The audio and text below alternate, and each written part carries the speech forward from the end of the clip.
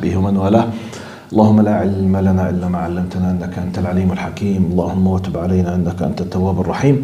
سبحانك لا نحصي ثناء عليك أنت كما أثنيت على نفسك. أنت المقدم وأنت المؤخر وأنت على كل شيء قدير.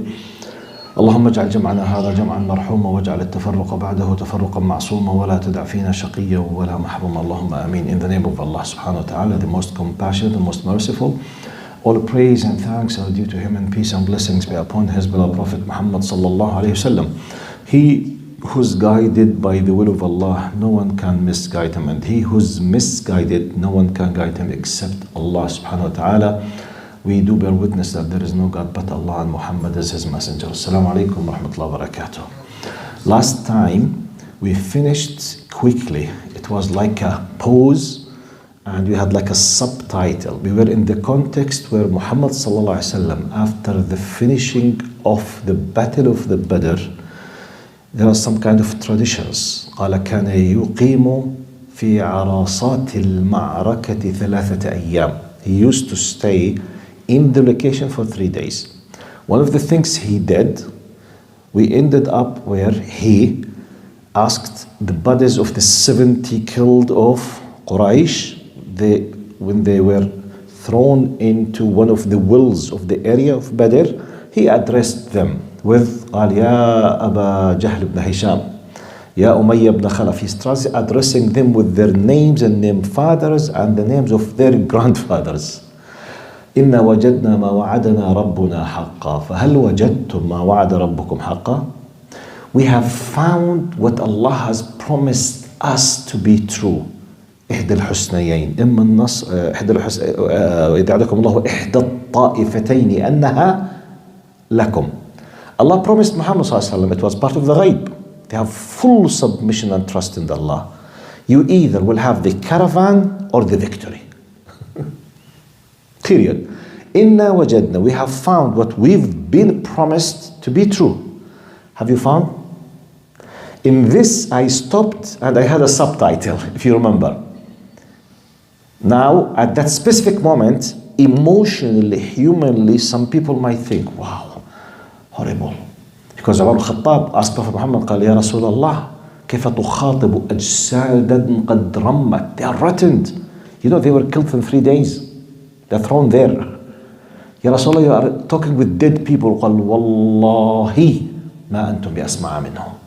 You are not having the ability to hear better than them. ولكنهم لا يستطيعون الإجابة. They can't reply.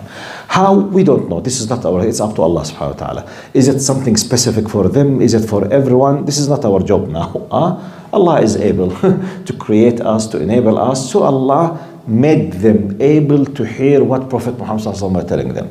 In that specific moment, I had like a pause and I started talking about concept, if you remember, hidayah, idlal, if you remember.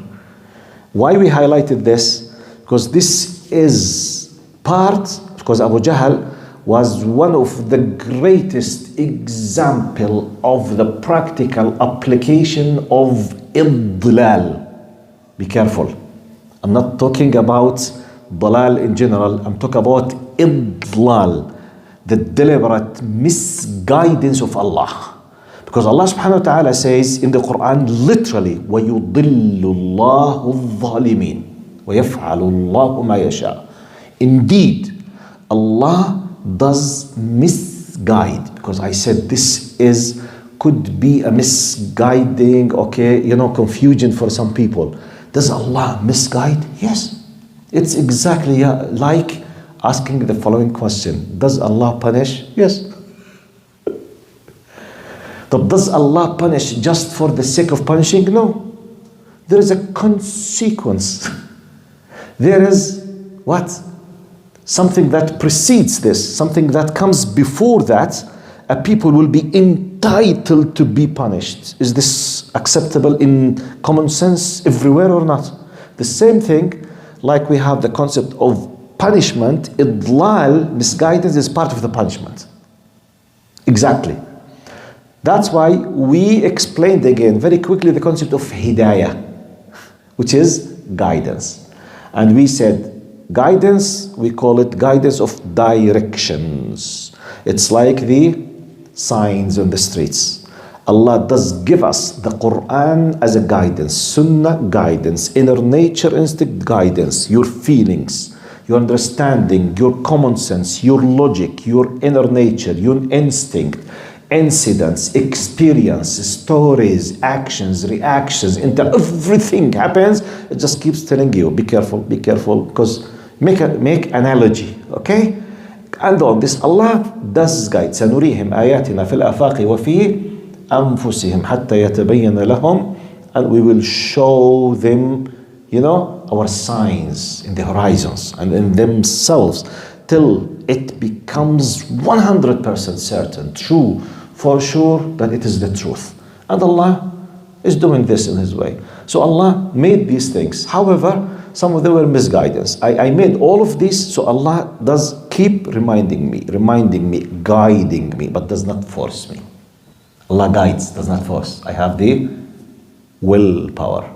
Within another pause, our willpower is limited within the qadr of Allah. Yes, we have limitations, but here comes just our accountability. Another pause very quickly, because I'm concerned with fixing possible misconceptions.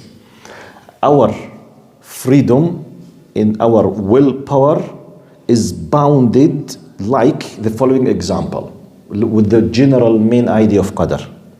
Like me driving a car on a highway with 5 lanes.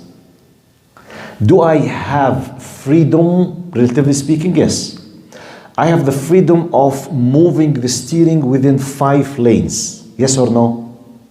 I have the freedom of pressing the pedal of the speed up to 200, 250, 300, and to slow down.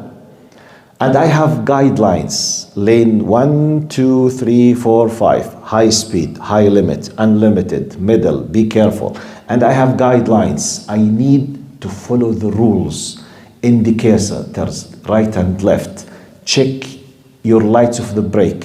Be careful to keep adding the fuel into your car. Don't stop without an emergency out of a sudden in the middle of the road. Don't cause any chaos for anyone. Do I have the freedom in these things or not? This is my accountability. طيب. Does my car fly? No. So I'm not asked to fly with my car. So it's out of my control and part of the qadr of Allah, and I have no accountability. But does my car swim? No. I have limitations. My car is a normal car. It's not an off-road, it's not SUV, it's not four-wheel drive. I can't go in the off-road. I am limited. This is my qadr, okay? I'm limited with this. Within this, my test and my accountability, that's it. Do I have other things I can't control? Yes. I can do nothing with them. I'm not the decision maker of when an earthquake will happen. I have no control once the decision maker, i.e. Allah, decides that an earthquake or a volcano or a flood happens.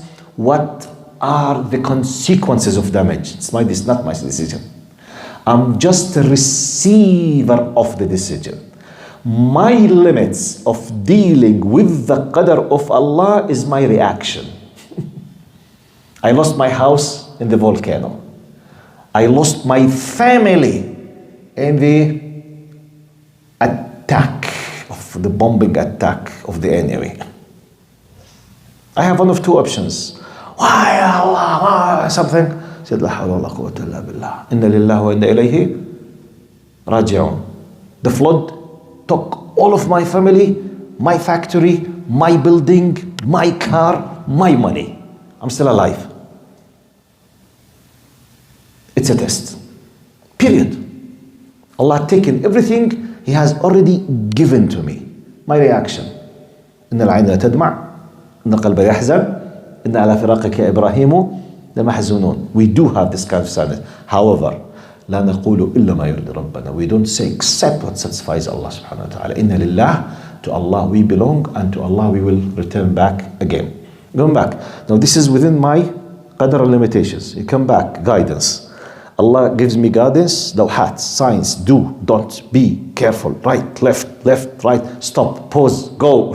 I keep following what Allah tells me. Don't eat pork. Hadar ya Allah. But why? Regardless, don't eat pork. No, I want to know why, or otherwise. Shh, this is rudeness. Know your place. But we don't know the justification. Even though, if Allah, وَمَا كَانَ لِمُؤْمِنٍ وَلَا مُؤْمِنٍ إِذَا قَضَى اللَّهُ, if Allah said, don't eat it, don't eat it, even if you don't know the justifications. It's highly preferable to know it. But what if I don't know it? Be an obedient servant of your Lord. This is the rule. This is the guidance. Okay? So I keep following. I will be a successful, guided person. But what if Allah says, don't deal with gambling. Guidance. Earn more money in haram way. Be careful. Don't go to fornication and adultery. فاحشة ومقتا وساء سبيلا. Be careful going to the path of committing adultery. Fornication will destroy your life. Don't go. Reminder. I don't care. ولا تتبعوا خطوات الشيطان. Don't follow the footsteps of the shaitan. It starts with having an idea about a porno site. Ended up being addicts on porno. Will lead consequently as a possibility of committing zina. So be careful. The guidance is there. I refused. I feel bad. Made a test. You have HIV virus. Why ya Allah? Naam habibi. Wish why ya Allah? You've been reminded 100 times. Don't be careful. It's like what someone will tell you. Don't eat any food before washing your hands. Don't eat. There's something called germs, viruses, filth, dirt. Be careful. I don't care. I just left the washroom without even washing my hands. I always eat the sandwich. So I touch my fingertips after the washroom 100 times. Be careful. Wash your hands. The consequence is sickness. This is misguidance. You got my point? So I'm just reminding you with something, because once we heard why I said all of this, just to connect you with the concept where Abu Jahl in specific, here I will end up just reviewing what we have done. Today we'll have just one new concept, اليوم. Abu Jahl in specific, Abu Jahl was the one who reminded me, subhanAllah, with all of these concepts. Because Abu Jahl insisted Allah gave him 15 years of chances. 15. 13 in Mecca plus 2 years before Badr. True or false? 15. It's not once or twice or three, hundreds of incidents, tens, hundreds, 15 years. And when he received the information that Muhammad and his companions ﷺ is about to attack the caravan, he immediately led a full equipped army to fight, to defend. Then they received, here comes now, the information that the caravan is saved. Abu Sufyan is completely secured. Khalas. The problem is finished. He could have and should have returned. What did he say? They told him, Khalas, the caravan is saved. Go back, save your time. He said, قال لا والله حتى نأتي ماء بدر ونشرب الخمر وتضرب لنا القيام وتسمع بنا العرب. Here's the concept of misguidance now. He said, no, by God, we will not return back till we reach the location of Badr. We drink alcohol and our slave girls will dance for us. And everyone in the Arabic Peninsula will hear about our might and our prestige. So he was pulled to his final destiny. He did not know that. Allah was bringing him, Allah giving him a second chance. Khalas, yudil. He could have returned, maybe another chance, a third chance. You never know. Khalas. He went in there. So he came there, Finished. That's why I re-highlighted, because that's my first time I talk about this. This is generally, I have reviewed now the last 4 sessions. What we have done in the last 4 sessions. Today we have just one simple, humble, beautiful concept, which is the concept of the spoils of the war, غنائم الحرب. Look now what happened. This is the first time for Muslims they gain a war spoils. Before that they were oppressed, kicked out. And when they went to stop the caravan, actually they were trying to return back some of their rights, because they were killed, tortured, kicked out, and they lost all of their properties and money with the Meccans. So they wanted to return back.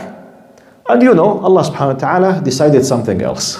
Allah guided them to the battle, and in the battle the concept of the war spoils, here غنائم الحرب, what has been left by the enemy army, you know, because in that time it's like in our terminology now, they left trucks, cars, okay, machine guns, ammunition, a lot of things, you know, food, a lot of things. This is called the war spoils. Now it is their first time. Look what happened in this specific. We will describe technically and literally what happened. Then we'll see the Quranic guidance and how this could be applicable on us here now. I will recite now exactly what Allahumma salli Sayyidina Muhammad, Ubadah ibn Samit narrated, Allahumma salli Sayyidina Muhammad, in the Sahih Hadith. He says, Ubadah ibn Samit, this is Sahabi, says, خرجنا مع النبي صلى الله عليه وسلم فشهدت معه بدرا فالتقى الناس فهزم الله تبارك وتعالى العدو. He's narrating and he's quoting something in specific now. He jumped very quickly. He said, I have witnessed Badr with Prophet Muhammad, and Allah defeated the enemy, the people of the Mecca, and we won. Okay, now let's focus. He said, فانطلقت طائفة في آثارهم يهزمون ويقتلون. Now he's explaining that as a natural consequence, without any kind of design of preparation, Muslims, after the end of the battle, they were divided naturally into 3 categories. The first category, قال فانطلقت طائفة خلف العدو يقتلون ويهزمون. A group of them, they started chasing the enemy while they were running back to Mecca. Okay?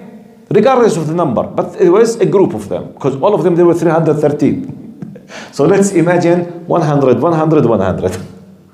So 100 were the numbers from me, just to make it easy of your imagination. We don't know the exact numbers. He said ta'ifa, a group of them started chasing the enemy while running back to Mecca. قال فأكبت طائفة على العسكر يحوونه ويجمعونه.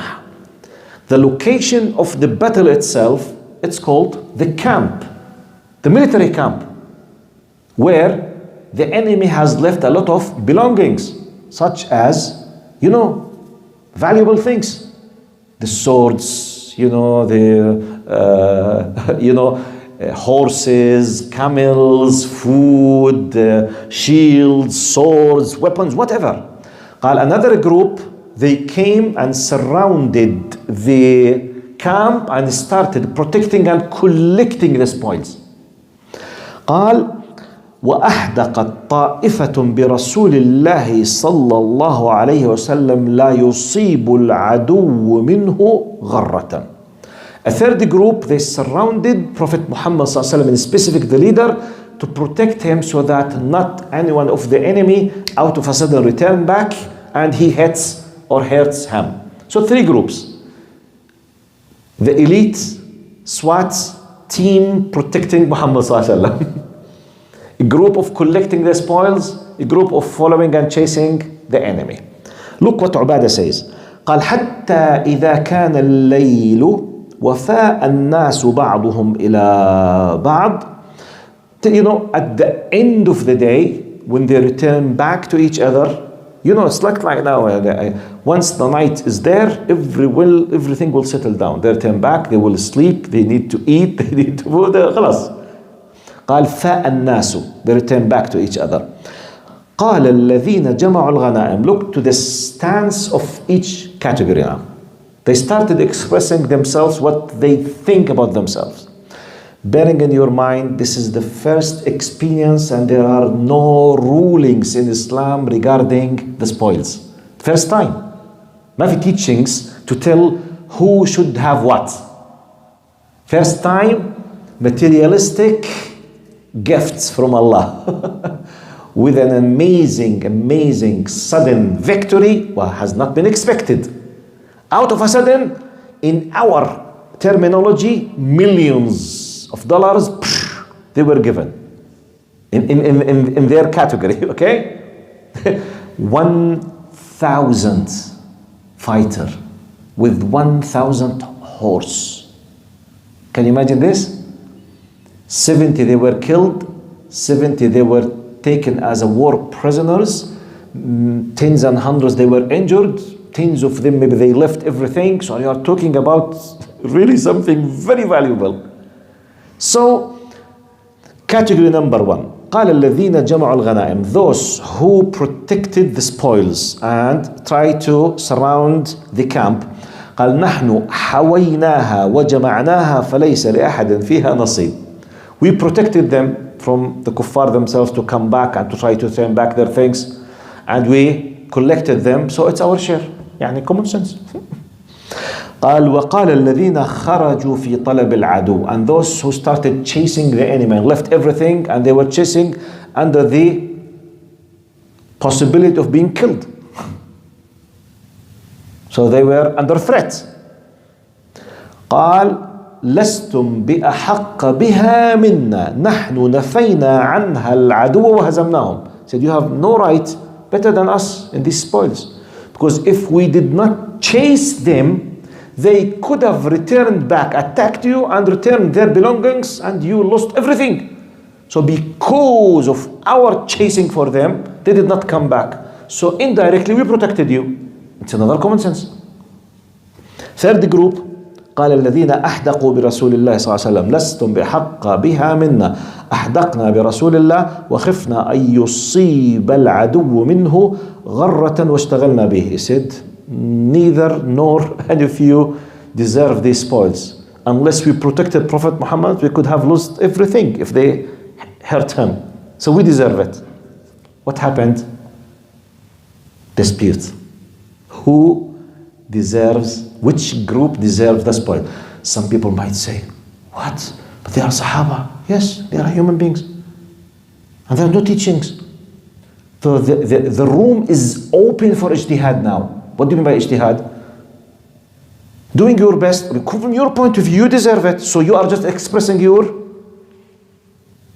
point of view, your feelings, your thoughts. You are expressing your thoughts because no teachings. No teachings, no rulings. The first time in the history for Muslims now. So subhanallah. Here we need to know the lesson. Now, what Ubadah continues. قال فنزلت, at that specific time, Allah revealed, يسألونك عن الأنفال. قل الأنفال لله والرسول فاتقوا الله وأصلحوا ذات بينكم وأطيعوا الله ورسوله إن كنتم مؤمنين فقسمها رسول الله على فواق بين المسلمين. Allah revealed literally the charter of Al-Anfal, or the beginning of Al-Anfal, where he says, yes, they ask you because they were confused. I mean, who deserves what? Depending on what? Who's right? Because logically everyone has a possibility of a common sense argument. Who deserves them? Allah subhanahu wa ta'ala revealed, they ask you about the spoils of the war. Tell them, Al-Anfalu lillahi wa Rasul. It's for Allah and His Messenger. Fattaqullah, fear Allah, be mindful of Allah. وَأَصْلِحُ ذَاتَ بَيْنِكُمْ. The priority for now is to fix your relation, your hearts. Don't allow any kind of disputes or troubles or gaps between your hearts. وَاتَّقُوا اللَّهَ. So, أطيعوا Allah, and obey Allah and His Messenger if you were believers. Immediately. Then Prophet Muhammad ﷺ, he disputed them evenly, exactly like each other. No one has any priority to anyone else. Nor the group of protected Muhammad were better than or chased on, and those they were not better. All of them exactly the same. Period. Now, what was the biggest or one of the biggest lessons? We need to understand the following academic benefits. In Arabic, Islamic fiqh terminology, this is called zamanu tanazzul al-ahkam. We are witnessing now the time where Muslims were receiving the revelation gradually. So they were in a status, they have no teachings about specific manner. Then they received, they started applying. Now, this is in another terminology called tadarruj fil ahkam. They have a graduality in the teachings. They did not have it, they have part of it, then they have the full version of the teachings regarding XYZ, whatever it is. Hijab, for example. By the way, to the best of my knowledge, hijab, it was revealed at the time, according to Surah An-Nur, chapter Hadith al-Ifk. Just before of it, recently hijab was found. So hijab became an obligation on Muslim women around year 15 or 17 or 16 or 17 out of the 23. So can you imagine, by the way, the first 13 years in Mecca, Muslim females, they were not asked to wear the hijab. So they were known with their faces, then they were known with this area and that area. It was clear. They were not asked. They were just wearing what Arabs used to wear, the free Arabs. They were decent, chaste, modest, but they were not wearing the Islamic hijab. So we can't say, look, wait, this is tadarruj, which meant it was not, then it came. For us, we have tadarruj fit tatbiq. Yes, we might have a graduality in applying. If, for example, a new Muslim has just come now to this place, imagine he was an atheist, drinking alcohol, wearing gold, wearing silk, and he has a girlfriend, and he does not believe in Allah. Do you think now, if he asked me, excuse me, are you, I said, am I what? He said, are you the imam here? I said, yes. Can you tell me if I want to become a Muslim, what I'm supposed to do? And I want to become a Muslim. Do you think now I will waste my time to speak about the gold in his finger? Do you think? I'm asking, do you think I will speak about the gold in his finger? Definitely no. He does not believe in God. I will not discuss the gold now. Even I do not mention it at all. Not now. Graduality now. It's in the order of the priorities. Wearing the gold, comparing with denying the existence of Allah, is 1 to 1 million. Don't compare it. If someone say this is part of Islam, he should know now. He should believe in Allah and stop wearing the gold now. And now, let him call his girlfriend and say, hey, don't speak with me again, or otherwise he's not a good Muslim. I say, excuse me, you don't understand anything about Islam.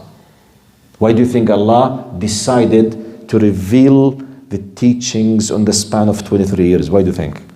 Khamr, for example, alcohol, one of the most difficult addiction for people on earth, including Arabs. It was part of, like now, many people, they drink the alcoholic liquids more than the normal water. True or false? Many people, yes, it is. In the Gulf area, the majority of people, they drink Coke and Pepsi and similar things more than the water. Reality.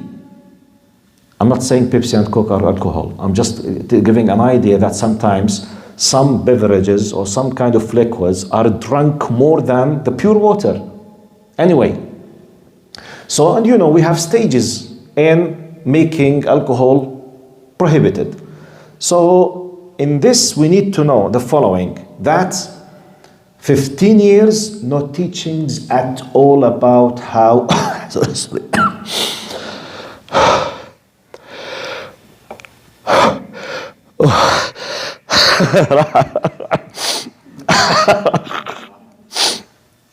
Oh yeah, it's very difficult when it's about to.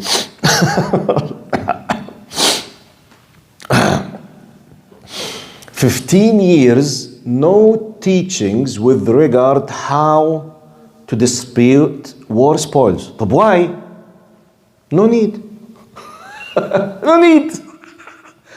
When the need appeared, immensely the ahkam, the teachings were revealed. Period. طيب,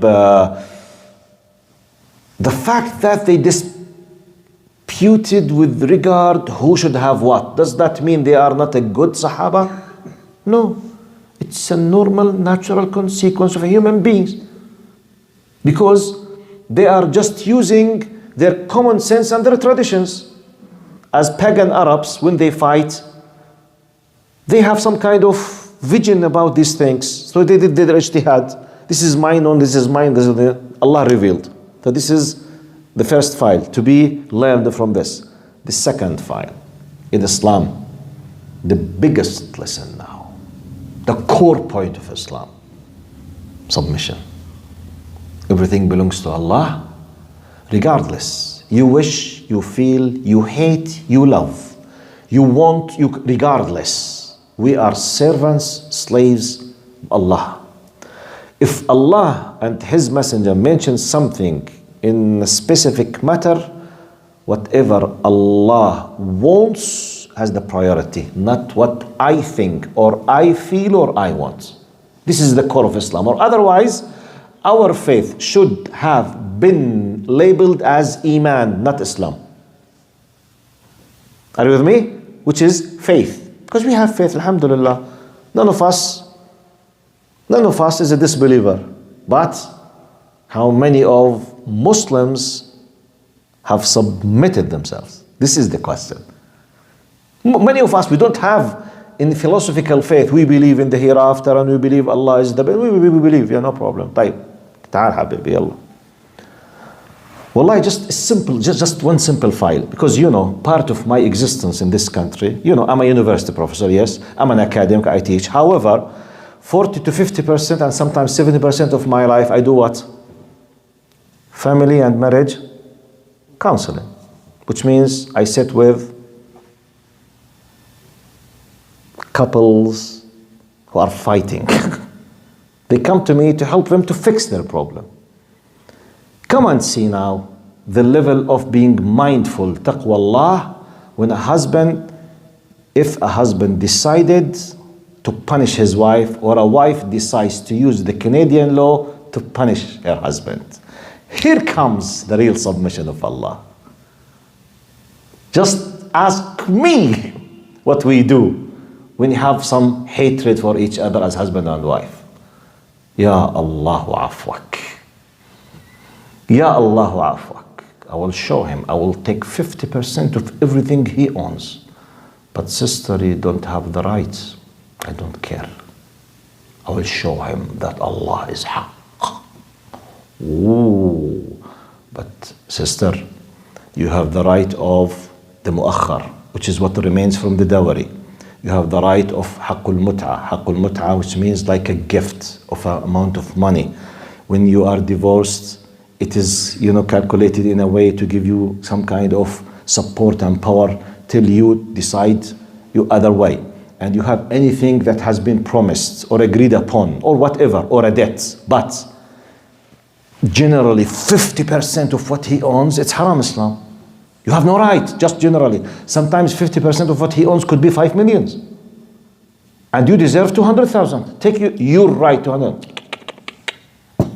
Here comes now the submission. Here comes. Or the opposite. طيب. He knows, wallahi, I faced tens of cases. He knows that in Islam, the woman cannot be divorced except in 2 ways. Either direct divorce by the man or the khulu'. And the khulu' is not valid unless if it is done by an Islamic court or something similar. like a community of scholars, like a masjid with a reputation, with a specialist, because it's not an easy thing now, because, no. So either khulu' by the woman or the divorce. Islamically speaking, being divorced through the civil court will not make the woman divorced. She will be still connected to the man. Come and see how many men, they don't fear Allah and destroying the life of the other. They left them. They go and live in haram with another woman. They don't care.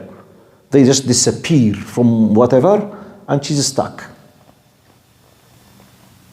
They call me crying, begging me, please speak with him. Let him divorce me. I speak with him.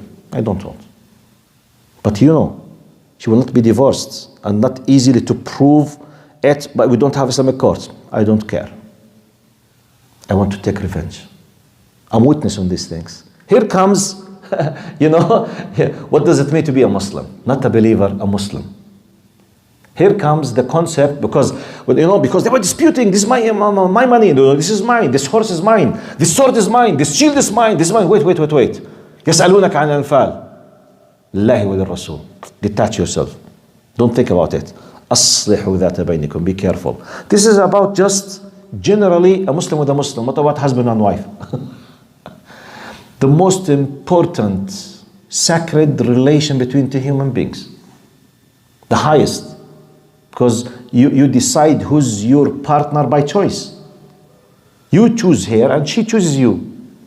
So, in this context, I will remind myself, my respected brothers, and I will finish inshallah today's talk with this lesson, which is وَمَا كَانَ لِمُؤْمِنٍ وَلَا مُؤْمِنَةٍ إِذَا قَضَى اللَّهُ وَرَسُولُهُ أَمْرًا أَن يَكُونَ لَهُمُ الْخِيَرَةُ مِنْ أَمْرِهِمْ وَمَنْ يَعْصِ اللَّهَ وَرَسُولَهُ فَقَدْ ضَلَّ ضَلَالًا مُبِينًا. It is not for a believing man or woman when Allah and His Messenger decree a matter to have any other choice in that matter. Indeed, whoever disobeys Allah and His Messenger has clearly gone far astray. This is the biggest lesson from the story of the spoils of the war in Al-Fal in Badr. وَمَا كَانَ لِمُؤْمِنٍ وَإِذَا قَضَى اللَّهُ. When Allah decides. How this is applicable in our lives. Divorce and rights, one of the examples. Hijab is one of the examples. I'm still not convinced. Do you know how many times you hear this from sisters? I'm not convinced. Sister, excuse me, who told you that you need to be convinced to apply what Allah wants? But I'm not convinced. Okay, in this same logic, someone has the right not to pray because he's not convinced. In the same logic, someone has the right to commit the zina because he's not convinced in the prohibition of this. Okay, your husband has the right to be evil with you because he's not convinced that he should be nice with you. In the same logic, your husband has the right to cheat you because he's not convinced that cheating is bad. Seriously? What? I'm not convinced. With the same logic, I'm not convinced to pay the zakah. I'm not convinced to pray. I'm not convinced to respect my parents. I'm not convinced of what other. Who told you that you have to be convinced? Some people, they say, religions. I say, no, forget religions. Let's come to our materialistic life now. Imagine you are a secular or liberal or even atheist, God forbid, imagine. Is it true that every citizen in what's so-called Western world, they obey the law because they are convinced? I'm asking. How many people they are not convinced to pay tax? Not convinced. Please give me a percentage, really. What do you think? What is the percentage of the people they are not convinced, if it's up to them, to pay the tax? 100%. Let me have different opinions, just to have the average. What do you think? Not convinced. 100? You all agree on 100? Totally agree. Huh? Totally agree. طيب.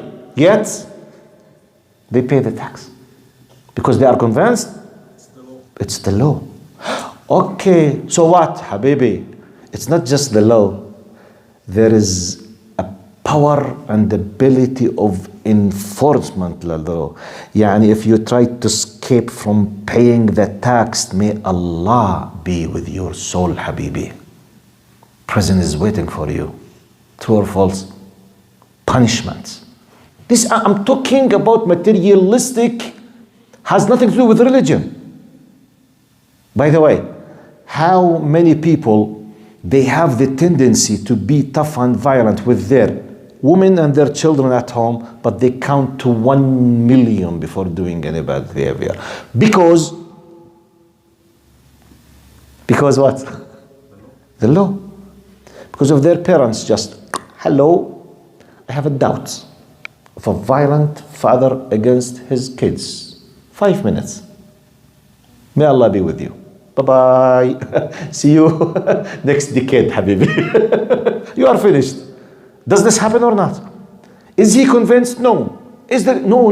Many things. We don't do things just because we are convinced. Be careful. By the way, if you want to open the space generally that the people should obey what they are just convinced in, you will end up doing nothing on earth in any system.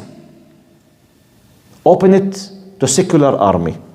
Tell the soldiers, Habibi, don't obey the commandments of your officers unless if you are convinced. Any army will stay an army on earth? Yes, salam. Your officer tells you, go and do so as what. You are not convinced. Sorry, I'm not convinced. What? What is the core point of the power of an army? Discipline. Discipline. Obey the commandments. Otherwise, there's no army. Even if you have the power, even if you have the number, no discipline, no army. I'm not discussing religion now. I'm discussing common sense, materialistic world. Not طيب. Private sector. You are working in a company that is owned by a person. You are working with Elon Musk, with Bill Gates, with Steve Jobs. And you will not do your job unless you are convinced. How do you think you will stay in your job? Seriously, I'm asking. Any private sector, in computer engineering, car manufacturing, food, whatever, you don't do what you've been asked to do as employee unless if you are convinced. How many people will stay in their jobs? But please be careful. When you speak about Islam of submission, don't allow any man to come who's brainwashed, he does not understand what he's saying, to tell you, people, we have the freedom. Maybe we don't have the freedom. No one is free. No one is free.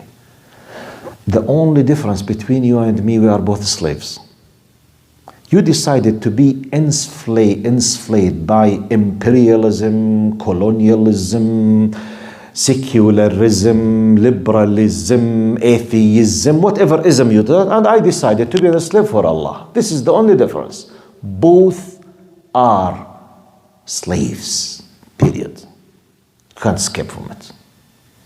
But you decide to be enslaved by your choice. I mean, who is your God? Your God could be the system. Your God could be the government. For example, when you go to Arab governments, many of the security forces and Arab leaders, who is their gods? The regimes, the parties, or the kings, or the bosses. True or false? We call them Shabbiha, Sahijya, Baltajiyya. I don't know how to translate these things. By the way, do we have translation for this? Seriously, I'm asking, I don't know. How, is there, by the way, those who understand Arabic, how do we translate Baltaji or Shabbih or Sahij? Thugs. Huh? Thugs. Thugs? يعني زي عصابات يعني أو No, thugs. Thugs. عصابات is mafia, but thugs is exactly Baltaji. But for example, this concept, they don't care with haram or halal. They don't care with right or wrong. They care with one thing. Their boss, their commander, the leader of their gangs, go kill, they kill. Is that true or not? In the ethical, faith-based meaning, they are worshipper of the regime or the person. I'm not exaggerating. This is exactly what is it. When someone tells them, you know the Egyptian very well-known statement, Abd Ma'mur Yabeh, which means I'm just what? Following the commandments. Allah subhanahu wa ta'ala said, what? In the Fir'auna, وَهَامَانَ وَجُنُودَهُمَا كَانُوا خَاطِئِينَ. You are not excused.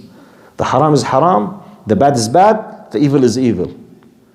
You were commanded to kill an innocent person. You have no right. But they will kill me. Let them kill you, you will be a martyr. Don't kill an innocent person. Period.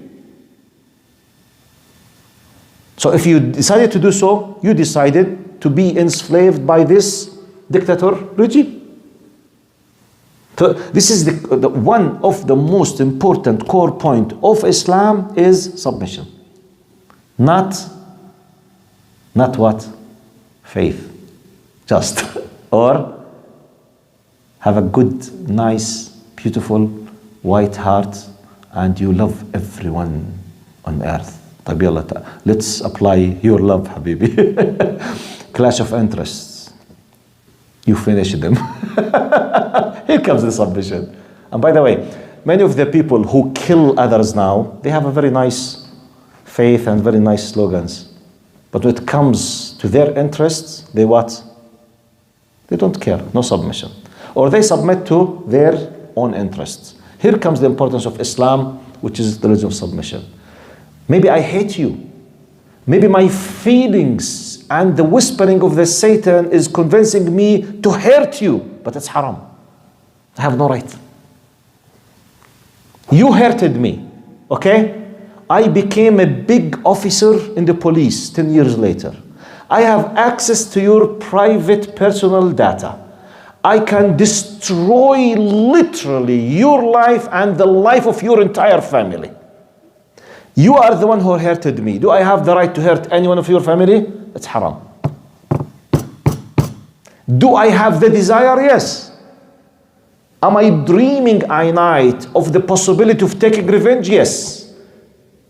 Can I do it? No. Technically, can I do it? Yes. If I'm a Muslim, what will stop me is not the CCTV camera. What will stop me is not the surveillance or the operating or the no. What stopped me the fact that Allah told me وَلَا تَزِرُ وَازِرَةُ وِزْرَ أُخْرَى. You have no right to put someone as in charge for something he has done on it. But you know his father, not him. Her husband, okay, her husband, not her. I'm a hacker, for example. I can do a perfect hacking for his wife or his daughter and take their private photos and I can destroy their reputation. Haram. But I want haram. But he is haram. You have no right. They have done nothing to you. You can't have it. You can't. It's haram. Here's come the submission. By the way, if we don't have these rulings, any one of us can justify for himself doing anything. You can't justify it, by the way. You can't justify it, wallahi. You can't find justification and you will be satisfied with your justification. And you can convince everyone with your justification. Here comes وَمَا كَانَ لِمُؤْمِنٍ وَلَا مُؤْمِنَةٍ إِذَا قَضَى اللَّهُ. If Allah and His Messenger decreed a matter, خلاص, submit. جزاكم الله خير. Finished our talk today. Tomorrow, if we stay alive, inshallah, we have tafsir session. Assalamu alaikum.